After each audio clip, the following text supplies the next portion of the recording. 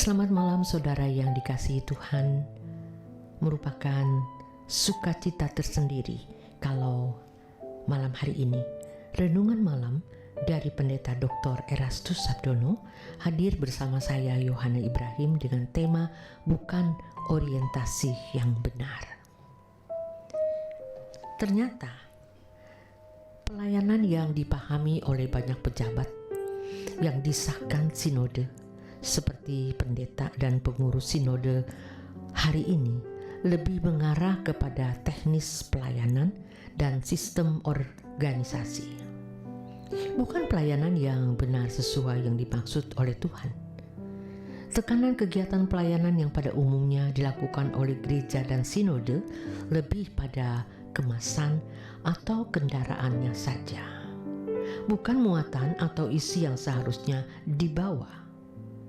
Kemasan di sini maksudnya adalah hal-hal yang hanya menyangkut yang kelihatan, seperti mengatur organisasi dalam gereja, menyelenggarakan pelayanan pastoral, diakonia, mengajar Alkitab dalam berbagai media dan bentuk, memimpin puji-pujian, misi ke daerah, pendidikan umum, pendidikan teologi, dan lain sebagainya. Dengan demikian, maksud dan tujuan pelayanan tidak memenuhi visi dan misi yang harus ditunaikan oleh orang percaya sebagai utusan Kristus. Banyak pejabat gereja atau mereka yang mengaku sebagai pelayan Tuhan merasa ada dalam kancah pelayanan pekerjaan Tuhan, padahal mereka hanya hanyut dan tenggelam dengan kesibukan yang tidak benar-benar menyelamatkan manusia. Inilah yang disebut sebagai pelayanan palsu. Tetapi kenyataannya sangat sedikit orang yang menyadari kesalahan ini. Sebenarnya, kegiatan-kegiatan pelayanan tersebut adalah kendaraan yang sangat dibutuhkan untuk mewujudkan keselamatan bagi umat manusia. Tetapi kalau tidak diisi dengan isi atau muatan yang benar dan tidak diselenggarakan oleh orang yang sudah mengalami perubahan kodrat, maka semua kegiatan tersebut menjadi sia-sia. Kendaraannya memang baik, tetapi kalau isinya atau muatannya salah atau kosong, maka sia-sia semua kegiatan tersebut. Sejatinya pelayanan adalah pengabdian yang sungguh-sungguh sampai pada tingkat pengorbanan tanpa batas yang berisi atau memuat usaha untuk mewujudkan keselamatan dalam kehidupan seseorang. Keselamatan adalah usaha Tuhan mengembalikan manusia ke rancangan Allah semula.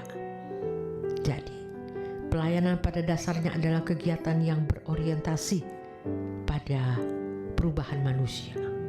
Perubahan itu adalah perubahan kodrat dari manusia yang berkodrat dosa menjadi manusia yang berkodrat ilahi.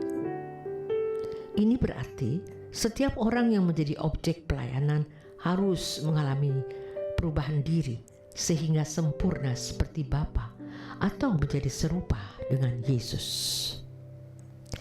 Jika suatu kegiatan tidak berorientasi pada hal ini, maka itu bukanlah pelayanan. Dengan demikian, kegiatan dalam lingkungan gereja belum tentu sebuah pelayanan dan sebaliknya. Kegiatan di luar lingkungan gereja tidak berarti bukan pelayanan. Kegiatan apapun di dalam maupun di luar lingkungan gereja bisa disebut pelayanan jika menjadi dukungan dan berperan dalam usaha mengubah manusia apapun kegiatan tersebut selama tidak melanggar etika kehidupan. Kegiatan di lingkungan gereja bisa dikatakan bukan pelayanan kalau tidak berdaya guna mengubah manusia sesuai dengan maksud keselamatan diberikan oleh Allah. Kegiatan di lingkungan gereja yang tidak berdaya guna mengubah manusia ini pasti syarat dengan agenda pribadi yang menguntungkan pribadi-pribadi pejabat gereja dan orang-orang yang ada di sekitarnya. Keuntungan tersebut bisa berupa materi atau sebuah penghargaan dan penghormatan dari manusia, sehingga pelayanan pekerjaan Tuhan menjadi kegiatan bisnis terselubung bagi para rohaniwan. Ciri dari kehidupan pendeta dan gereja yang telah kehilangan visi dan misi dari Tuhan tampak dengan adanya perebutan kekuasaan dalam gereja. Perebutan kekuasaan terjadi di dalam gereja lokal sampai sinode.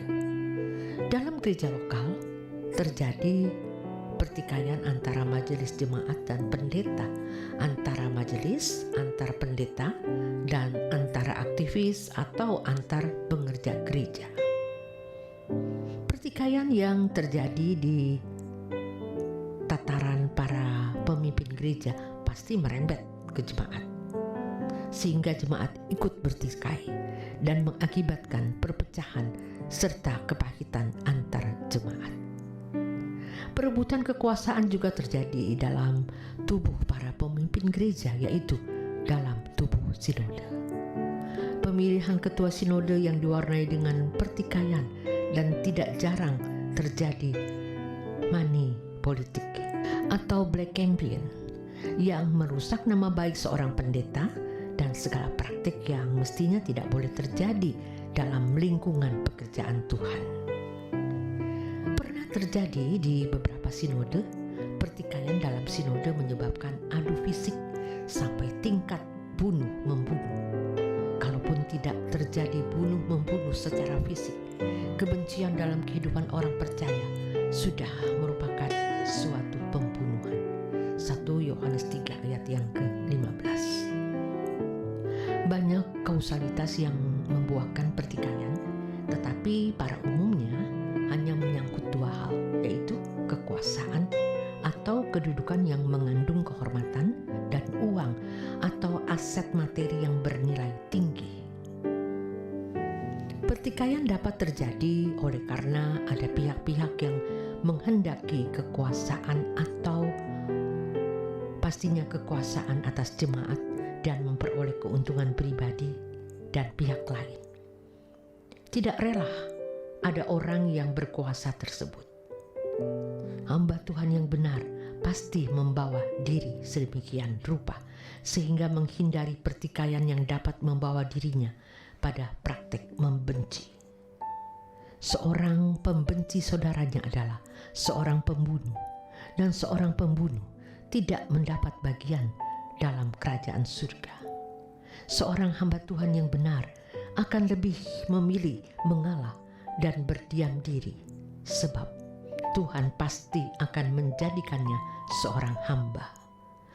Tuhan yang baik bahkan bisa mengangkatnya sebagai pemimpin pada waktunya demi kemuliaan nama Tuhan.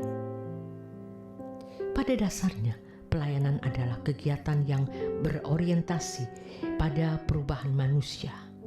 Maka, jika suatu kegiatan tidak berorientasi pada hal ini, itu bukanlah pelayanan. Terima kasih untuk kebersamaan Anda di Renungan Malam. Selamat beristirahat. Tuhan Yesus memberkati.